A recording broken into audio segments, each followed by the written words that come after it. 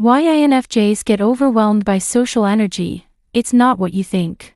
INFJs don't dislike people. They don't hate conversations. They don't fear social connection. Yet somehow, after being around others for too long, something inside them feels heavy. Their mind becomes loud. Their body feels tired. Their emotions feel scattered. And often, they don't know how to explain why. Most people assume INFJs are simply introverted. But what overwhelms an INFJ isn't people themselves. It's social energy.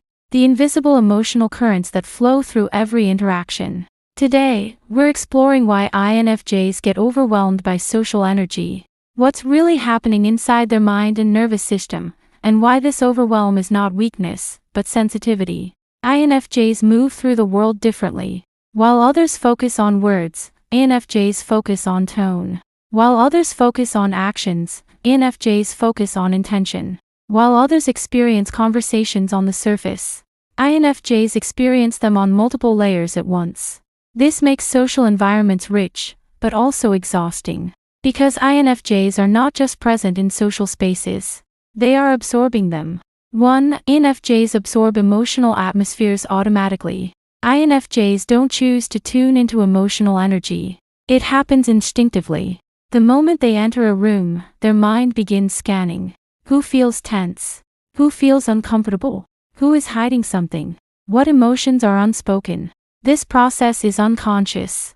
INFJs are often unaware they're doing it, but their nervous system is. They feel the room before they understand it. This means that even when no one is talking directly to them, INFJs are still processing emotional data. And emotional processing takes energy. A lot of it. 2. INFJs feel responsible for emotional balance. INFJs don't just notice emotional shifts. They feel responsible for them. If someone is uncomfortable, INFJs want to ease it. If someone is sad, INFJs feel pulled to support them. If tension exists, INFJs feel the urge to soften it. This responsibility is rarely spoken. Often, it isn't even conscious. But it drains energy quickly. Because INFJs are constantly adjusting themselves emotionally to stabilize the environment around them. They become emotional caretakers, even when no one asks them to. 3. INFJs process too much at once. In social settings, INFJs are rarely focused on one thing.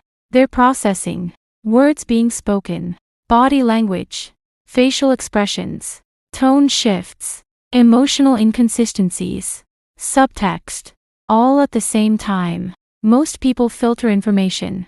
INFJs collect it. This creates mental overload. By the time a conversation ends, an INFJ may feel mentally exhausted, even if the interaction was pleasant. It's not the conversation that drained them. It's the depth of processing. 4. INFJs mirror emotions without realizing it. INFJs often absorb emotions as if they are their own. If someone feels anxious, the INFJ may begin feeling anxious. If someone feels heavy, the INFJ feels heavy too. This emotional mirroring happens naturally. INFJs don't always know where their emotions end and others' emotions begin. Over time, this blending becomes overwhelming, especially in crowded or emotionally charged environments. The INFJ leaves feeling emotionally overloaded, without knowing why. 5. INFJs rarely feel fully themselves in groups. In social groups, INFJs often adapt. They soften parts of themselves.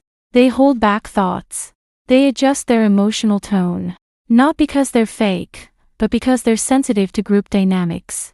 This constant self-adjustment costs energy. INFJs are most energized when they can be fully authentic. But group environments often don't feel emotionally safe enough for that.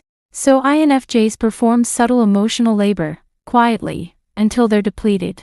6. INFJs struggle with overstimulation. Social energy isn't just emotional.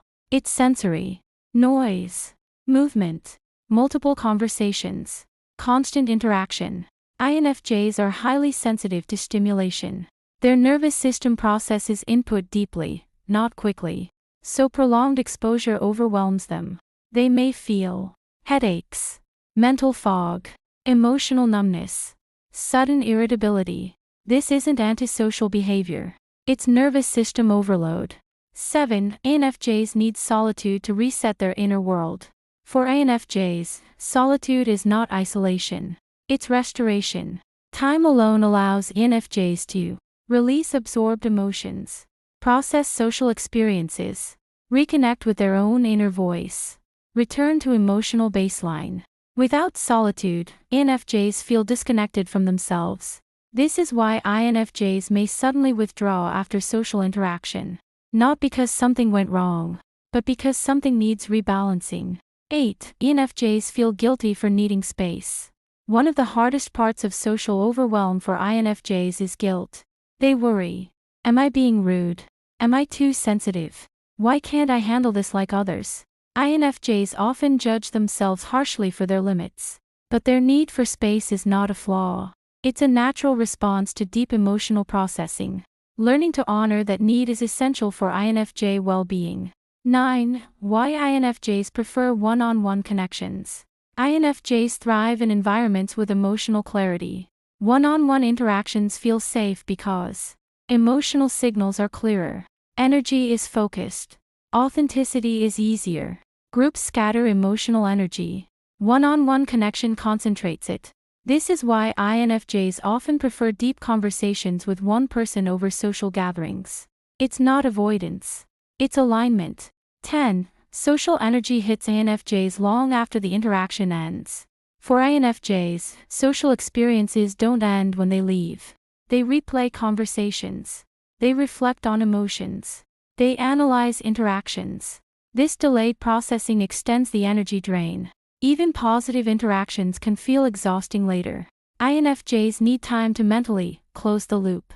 Without it, overwhelm lingers. INFJs are not weak. They are not antisocial. They are not broken. They are sensitive in a world that values noise over nuance. Social energy overwhelms INFJs because they feel deeply, process thoroughly, and care sincerely. Their nervous system is tuned to subtleties others ignore. And that sensitivity, when respected, becomes wisdom. If this video described an exhaustion you've struggled to explain, you're not alone. There are others who feel social energy the way you do, who need silence to heal, who value depth over volume. If you want more psychology-based content that understands the INFJ inner world, consider subscribing. Because sensitivity is not weakness.